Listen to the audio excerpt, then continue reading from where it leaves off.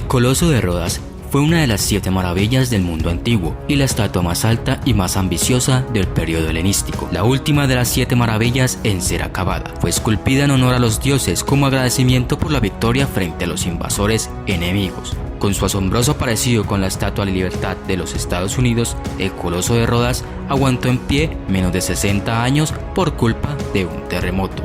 Tanto su ubicación como lo que le sucedió tras ser destruido por el sismo son hechos que permanecen envueltos en un absoluto misterio.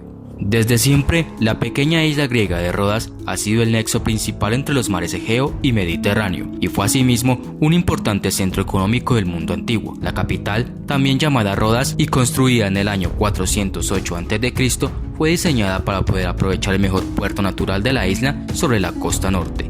En el año 357 a.C. fue conquistada por Mausolo de Halicarnaso, pero cayó en manos persas en el 340, para finalmente ser capturada por Alejandro Magno en el 332. En el siglo IV a.C., Rodas se alió con Ptolomeo I de Egipto para luchar juntos contra su común enemigo Antígono I de Macedonia.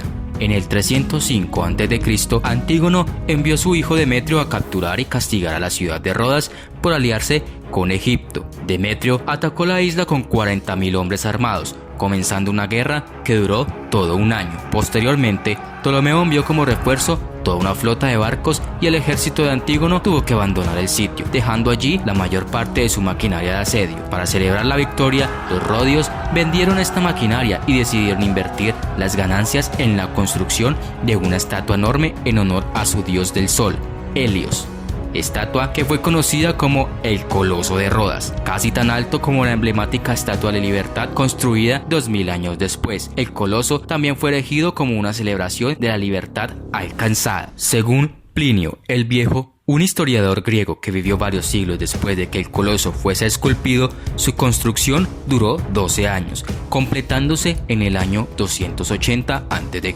Siendo como era el orgullo de la ciudad, sus habitantes pensaban que la estatua permanecería siempre en pie.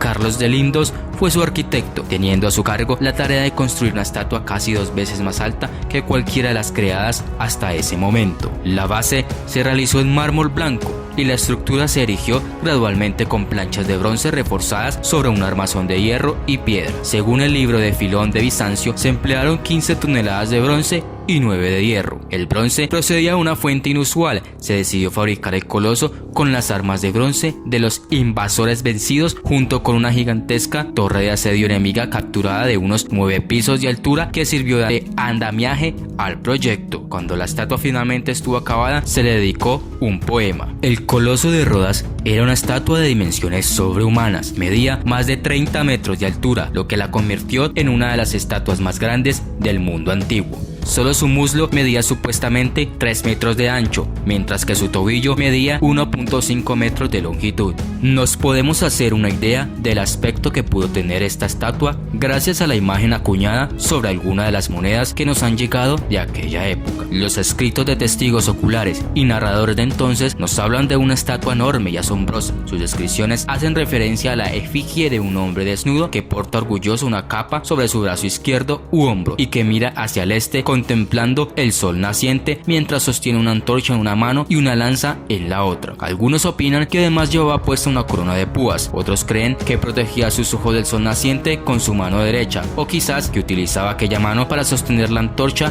en lo alto en una postura similar a la de la Estatua de la Libertad. La estatua se mantuvo en pie 56 años hasta que la isla de Rodas fue sacudida por un terremoto en el año 226 a.C., que destruyó la mayor parte de la ciudad e hizo que el coloso se partiera a la altura de las rodillas, provocando que se derrumbara y se hiciera pedazos. Se dice que los rodios recibieron la oferta de Ptolomeo III Evergetes de Egipto para cubrir todos los gastos de restauración del monumento, pero que rehusaron dicho ofrecimiento. Los rodios consultaron al oráculo de Delfos, temiendo que la estatua hubiera ofendido de algún modo al dios Helios, que habría provocado el terremoto para derribarla. Sus restos, entonces, tal y como se cree, fueron fundidos para acuñar monedas y fabricar herramientas, utensilios y armas. La leyenda cuenta que un mercader sirio tuvo que emplear casi 1000 camellos para cargar los escombros del coloso.